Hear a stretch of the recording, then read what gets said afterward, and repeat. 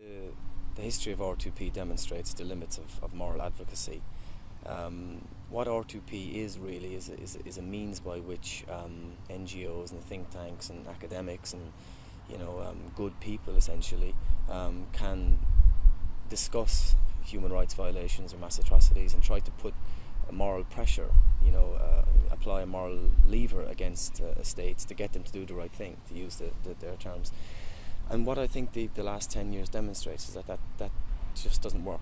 That states have a very narrow understanding of their national interests and have certain key strategic interests and priorities that they're willing to pursue regardless of the humanitarian costs. And that goes for states that actively engage in mass atrocity crimes, but also with respects to, particularly the Security Council. Their understanding of what it is that they should do in the world has very little scope for human rights enforcement, and you can see that played out, I think, throughout the Arab Spring, certainly. And there's a massive contrast between what states say and what they actually do.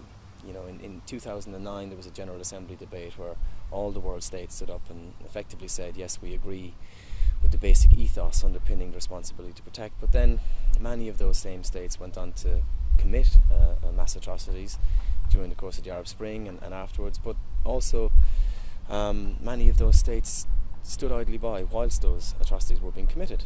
And that stems from the fact that the responsibility to protect is not a legal, has no legal basis really, and certainly it doesn't have any censure, let's say, for either committing mass atrocities or standing by while states commit them. For example, the Security Council is charged with authorising interventions, but there's no punishment if they don't. There's no obligation, there's no duty. The Security Council merely has a discretionary entitlement to act, and it acts as it has always done long before the responsibility to protect, on the basis of very parochial national interest. And you see that, I think, with respects to Russia and China's perspective on Syria, but also with respects to the United States on Israel, the United States' position on Bahrain, and unfortunately, so long as the responsibility to protect remains a nebulous moral norm of sorts, it's not really going to have the influence and the impact that supporters would like.